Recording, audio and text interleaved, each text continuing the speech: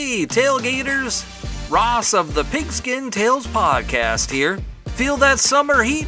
It's not just the sun, it's the thrill of upcoming college football season, stoking the coals. So get ready for the season, dive into the history books with Homefield, the premium collegiate apparel brand from Indianapolis. Homefield crafts incredibly comfortable gear designed with iconic vintage nods over 150 colleges. A library of history right on your chest. Homefield is the Indiana Jones of collegiate apparel, uncovering hidden gems from school archives. Unique mascots, logos, and even unforgettable moments frozen in time. Visit homefieldapparel.com and shop the archives. Homefield Apparel, where comfort, nostalgia, and the spirit of college football history unite. Again, that's homefieldapparel.com. We have a great episode for you tonight. We're going to go back to the year of 1999 into Steel City and talk about the 1999 Pittsburgh Steelers. Our friend Harv Aronson is on with us to talk about this interesting team from history and some of the great players that were on that squad. Here comes Harv in just a second to talk. This is the Pigskin Daily History Dispatch, a podcast that covers the anniversaries of American football events throughout history on a day-to-day basis. Your host, Darren Hayes, is podcasting from America's North Shore to bring you the memories of the gridiron, one day at a time. So as we come out of the tunnel of the Sports History Network, let's take the field and go no huddle through the portal of positive gridiron history with pigskindispatch.com. This podcast is part of the Sports History Network, your headquarters for the yesteryear of your favorite sport. You can learn more at sportshistorynetwork.com. Hello, my football friends. This is Darren Hayes of pigskindispatch.com. Welcome once again to the Pig Pen, your portal to positive football history, and welcome to another edition where we get to go back and revisit some Pittsburgh Steelers history, one of my favorite topics. And I have my good friend Harv Aronson here, another great Steelers fan and historian, to join me. Harv, welcome back to the Pig Pen. Thank you, Darren. Good to be back, always. Well, we're sure glad to have you. And Harv, I told you that I've been being inspired by many people's collections. We've been having some guests on and talking about, all kinds of different football history. And I have a lot of different obscure Steelers items, but I recently acquired a football, and it's not the actual signatures, but it's a game ball that has, I think, every signature of everybody on the Pittsburgh Steelers coaching staff and playing roster of the 1999 Pittsburgh Steelers, including Cordell Stewart on that. And, that 1999 team was not one of their better teams of the Bill Cowher era or of the Steelers history, but it had some interesting players on it and some interesting developments in that NFL season that I think would be worth a discussion here. Yeah, absolutely. Like you said, they were 6-10. They finished fourth in the division. And it was the AFC Central back then. It wasn't the North yet. They were playing in Old Three River Stadium. That's long gone. And they started off the season by winning 5 of the first 8. So it looked like they were on the right track. But then they lost 7 of the remaining 8 games to finish 6-10. It was actually their worst record ever under Bill Cowher, unfortunately. But there is one mark I found out about the 99 team is that they're the only NFL team since at least 1940 at that point to concede so many as 5 safeties in one season.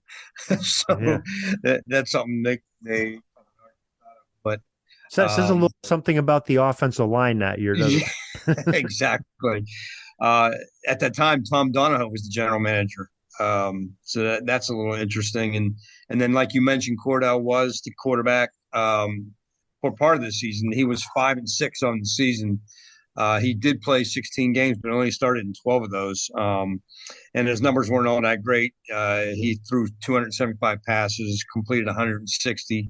He only had 1,464 yards passing and only 6 touchdowns. He threw 10 interceptions.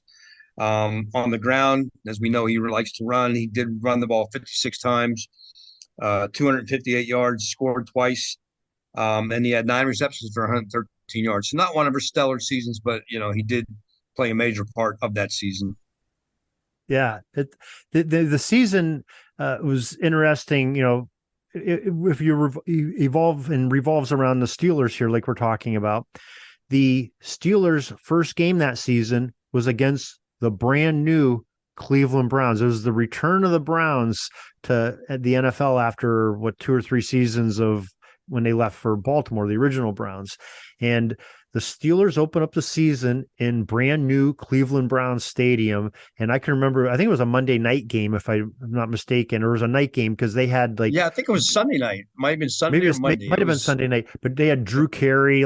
His show was real popular at the time, and he was, I think he sang something, Moon Over Parma or whatever the hell he sings for this thing. And he got the dog pound all wound up and everything. And the Steelers came in and beat them 43-0. That was kind of, I think Tim Couch was a, rookie quarterback then, and they just, obliterated them. And it was looking pretty hopeful for the Steelers, at that point.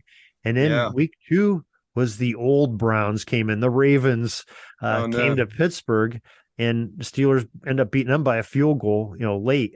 I think Cordell rallied the troops of less than a minute left. And Chris Brown, who was a rookie kicker that year, 7th round pick, their last pick of the draft that year, kicked the winning field goal. So there's a name from the past. Yeah. But then they lost 3 games. They lost to Seattle, lost to Jacksonville, who was in their division at that time, and the Buffalo Bills, and then beat the Bengals. So they they beat their first 3 divisional opponents. I'm sorry, they won 3 out of 4 because Jacksonville was in their division. And then I don't know what the heck happened. After the bye week, they had a 6-game losing streak that just, and the Browns, Bengals, Jags, and Ravens all beat them in that stretch. So just got pounded in the division after that, and couldn't get out of their own way.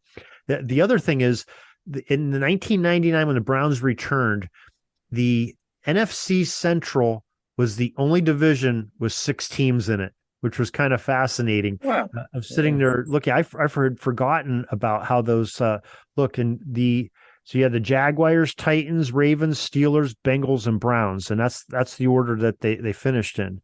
Was that the Jags won that division with a 14-2 record that year in 1999. They were only a 3-year-old franchise at that time, 4 years old maybe. So that's kind of a cool thing.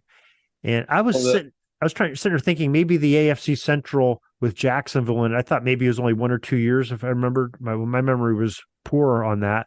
That stayed that way till 2002 is when realignment happened, and when the AFC North was created and took those 4 teams that we know today in that division. So kind of a cool thing how that went. Yeah.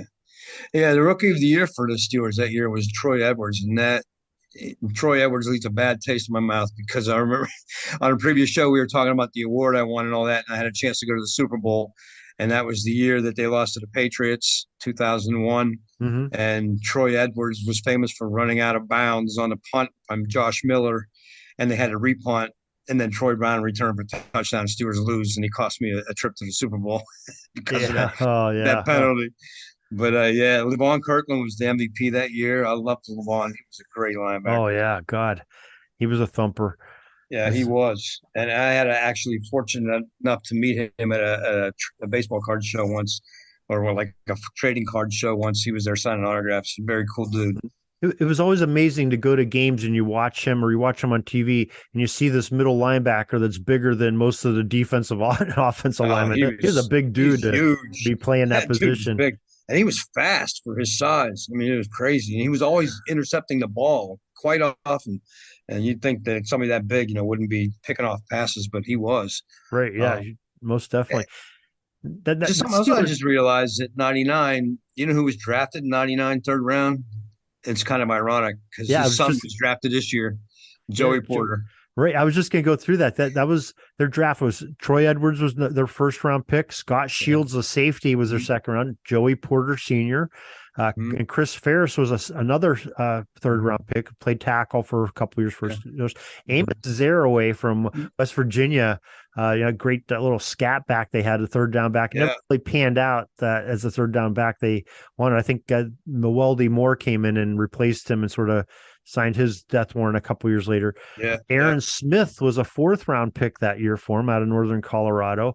And you had Jermaine Tuman, Malcolm Johnson, Antonio Dingle, which I think had a cup of coffee, Chad Kels there for a few years, and Chris Brown, the kicker, rounded it out. So not a bad draft for the Steelers. They had 2 stud players on defense and one, and a kicker. Those were your later rounds. So not too bad. They missed on the 1st and 2nd round, I think, with Edward. Yeah, absolutely. And Chris Ferris, I remember him being really tall, and I think injuries played a part in ending his career, but I thought he was going to be a really good lineman. And he had the height, but I remember him getting hurt quite often, and I think that's what ended his career with Pittsburgh, is he just couldn't stay healthy. Yeah, and they had a few good undrafted free agents that year too that were interesting. Anthony Wright, that you mentioned earlier, the quarterback out of South Carolina, came in and he stuck around for a few seasons. Talented guy, never got to see the field, but he was talented. Corey Geeson, the tight end, who played here and there and lost special teams out Tulane, and long snapper Mike Schneck came out that year out of Wisconsin. And he lasted a long time as the long snapper. Yeah, he was probably one of the better long snappers in the NFL for his career. Absolutely. But, I think he ended up being special teams captain for a couple of years, if I'm not mistaken, too, because he was pretty good at what he did. Yeah, he was really good. Yeah. But I'm looking over the coaching staff. We had Kevin Gilbride, the offensive coordinator. I don't think he was very well liked at all during his reign in his era in Pittsburgh. Dick Hoke, running back coach. My God, he was there for the Steelers for like 35, 40 years. Right. And Mike Mularkey was the tight ends coach, ended up becoming the offensive coordinator. Yeah, so just those guys you talked about, Gilbride and Mularkey, both eventually became NFL head coaches. Not that they had great success, but hey, they made it. So I guess you could almost count them from the Bill Cowher tree. Definitely Mularkey you could. I'm not sure about Gilbride. He was sort of established as offensive coordinator before he came to the Steelers. But just interesting when you see some of these old coaching staffs and what happened with some of those guys. And Bill Cowher, trained coaches too, so had some success with that. So. Yeah, and I might be getting my years mixed up, but when we were talking before about 99, I don't remember if it was 99, it might have been 2000, but the infamous coin toss flip at Thanksgiving Day with Jerome Bettis. And I want to say it was 99, but I might be 2000. Well, I can tell you, I got the schedule right in front of me. We can see if they played the Detroit that year. Where the heck did I do with the schedule? See if I'm wrong, but I think it was 99. It might have been 2000. No, I don't know. They did not play Thanksgiving. So I think it might have been 98. It might have been the year before.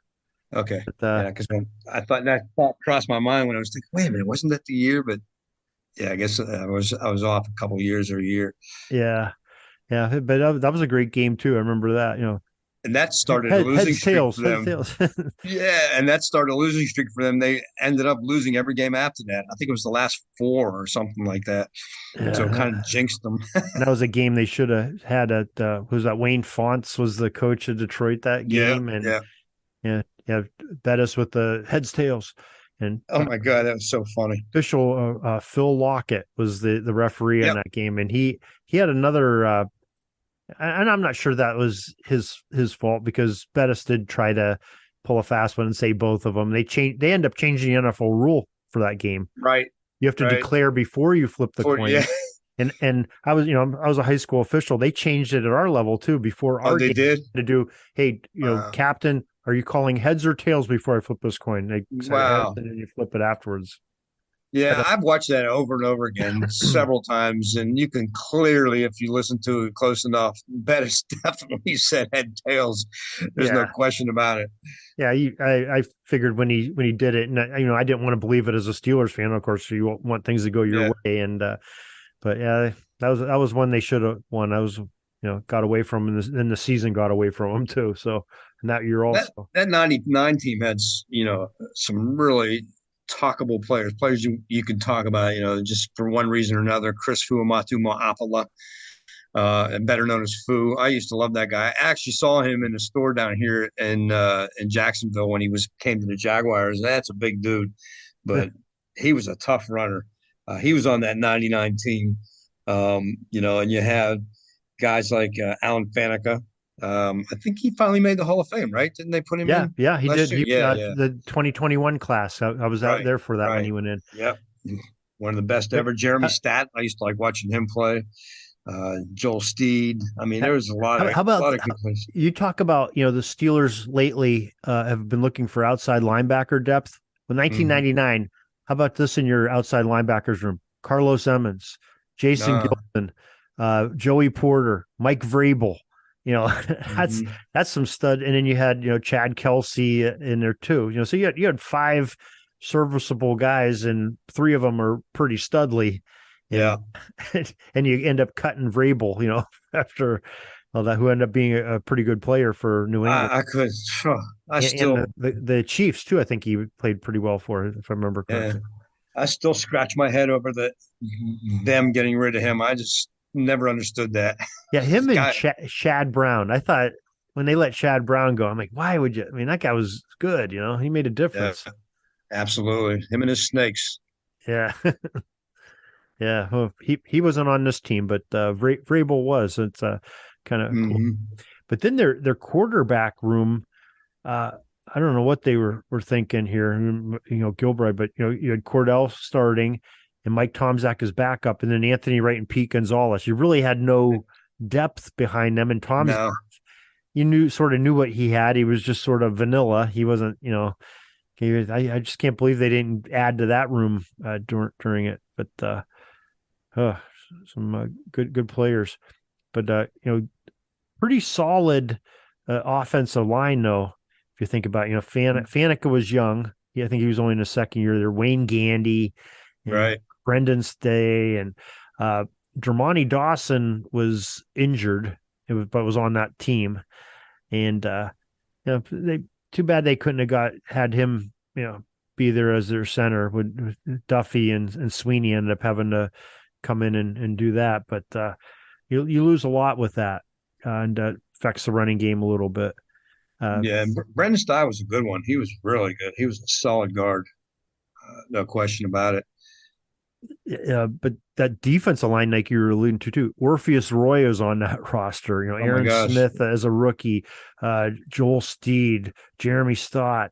Just some, Kevon Henry was on there. Some good, solid defensive linemen. You had some thick players on there, and then you got, like you said, Kirkland's right behind him. And I'm just looking over here at the injury list, people that weren't able to play for one reason or another due to injuries, and Justin Strelzik's on that list. Yeah. And anybody that remembers that story about him, that's a tragic one. Mm-hmm. You know that story, right? How he died, actually, Justin Strelzik, No, I didn't. in the car accident, the Okay, truck accident. let's share it with the audience, and so we remember him. Yeah, I'm pretty sure Justin Strelzik is the guy. He was having some kind of mental issues, and he went in a police chase and crashed his truck, and died in the truck accident. Oh, And I'm boy. almost sure it's Justin Strelzik, if I remember correctly. We'll have to look that one up, but I'm sure that's the guy that was on that team that was having all kinds of mental issues, and he got into a police chase and crashed his truck and died instantly. Actually, Oh boy. a real tragic story, and this was shortly after he left the team. Yeah, he was the only one on the PUP that year. Everybody else Yeah. on the IR, but the IR list, Will Blackwell, the receiver, I think he was like a first or second round receiver a few years earlier. Dermontti Dawson, Chris Ferris, and Jermaine Tooman, the tight end. All were on that IR. So they lost some pretty valuable players to injury that year. So I'm sure that didn't help their 6-10 record. Right. At all. But yeah, but just an interesting season, interesting for the NFL, where they added that odd number of teams. Cleveland Browns return to the NFL. 6 teams in an unrealigned NFL at that period in time, where a time when the Cardinals played in the NFC East. You don't even think about that. And Seattle was an AFC team at the time. So real quickly, I looked it up, Darren, and I was right. because this is when it happened. He was it was in 2004 that this happened, and Justin Strelzik was supposed to arrive. This is from Wikipedia. He was supposed to arrive in Orchard Park, New York, for a fundraiser. He packed only $2,600 plus in cash and some crucifixes. His cell phone was left at home. He died in a car crash in Herkimer, New York, when he hit a tank truck driven by 60-year-old Harold Jackson, who was also injured in collision while driving 90 miles an hour against the flow of traffic to evade capture by New York State Police along the New York State Thruway. He was 36 years old. Oh, how sad. Yeah. How sad. Yeah, I guess, losing some former Steelers at a young age, we just lost what was it? Clark Hagan's just passed the other day. I saw that the other day. I couldn't believe it. And that might be another topic for one of your podcasts one day. Is if you go back to the 70s up through like the 90s, there is a long list of ex-Steelers that died tragically or young. I mean, there's at least 10 or 15 former players that died in such crazy ways. Really bizarre. Yeah, it's a dangerous game. It takes a toll on one's body, and on some guys it takes a toll on their mind, and others just have some bad luck of fate that do it. But yeah, that's probably not a bad thing to talk about and remember some of these fellas that are no longer with us for their great football careers, just to remember them a little bit. But Harv, really thank you for joining us once again and sharing this your great memories of Steelers history and these facts, and talking about these players again, and just gets the juices flowing and takes us back almost 25 years ago now. It's kind of scary thinking about that was how long ago, but it's just not great Steeler teams, but some fun Steeler teams that, hey, you always got to talk about the fun stuff. And thank you for joining us here. Absolutely. You never want to reveal your age, but if you think about it, I've been watching them since 1972. So that was a long time ago. So I'm not far behind you. You're after that was me. So yeah. But no, I always enjoy being on your show, Darren. And history is what it's all about. And anytime we can talk history, I'm all for it. Yeah, and I guess before we let you go, let's give out your shout out to your projects you have going, and so people can enjoy those. Sure. I'm still working on my YouTube channel, Sports History Remembered. There is a coinciding website that I've started to build for that. And basically what I'm trying to get after, one of the projects I have on my plate is I want to do a monthly newsletter that will contain all kinds of events that happen in that month. So, for example, I want to try to get one prepared for August. It'll come out in August, and it'll be all these different sporting events, not just football, all sports. Just little summaries of events that took place in August in history. So I'm trying to get that, make that a regular thing. But I do have the channel, Sports History Remembered, and I try to get as many videos up there as possible. I will have some new videos coming up starting on a regular basis. I'm going to do a Monday morning quarterback that will profile a quarterback from history. I'm hoping to get one up this week for Thank God It's Friday, and going to try to focus on one event that took place on a Friday from history. We'll have that. And along with other historical videos that whenever I get some good ideas, I'll be posting videos there. So I have that. And then down the road, I'm hoping to have a Sports History Remembered podcast where we will be talking about nothing but history and all kinds of sports, whatever comes to the table. All right. Well, we'll look forward to that. And again, Harv Aronson, Sports History Remembered. And thank you for remembering this great Steelers history that you share with us tonight. Absolutely, Darren. I will talk to you again one day on another podcast. That's all the football history we have today, folks. Join us back tomorrow for more of your football history. We invite you to check out our website, pigskindispatch.com, not only to see the daily football history, but to experience positive football with our many articles on the good people of the game, as well as our own football comic strip, Cleat Marks Comics. Pigskindispatch.com is also on social media outlets, Facebook, Twitter, Instagram, and don't forget the Pigskin Dispatch YouTube channel to get all of your positive football news and history. Special thanks to the talents of Mike and Gene Monroe, as well as Jason Neff for letting us use their music during our podcast. This podcast is part of the Sports History Network, your headquarters for the yesteryear of your favorite sport. You can learn more at sportshistorynetwork.com.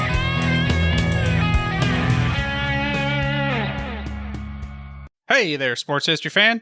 Hope you enjoyed another nostalgic episode here on the Sports History Network. By now, you've heard us rave about two books, The Golf Round I'll Never Forget and NBA 75, The Definitive History. Have you snagged your copies yet? If so, well, we applaud you for great taste. But if you haven't, well, listen up, because our generous partners over at Firefly Books are giving away a free copy of each book to one of our dedicated fans. To enter the giveaway for your chance at winning one of these awesome books, head over to sportshistorynetwork.com/giveaways. Again, that's sportshistorynetwork.com/giveaways. Good luck, and remember, you can come back daily to earn more entries.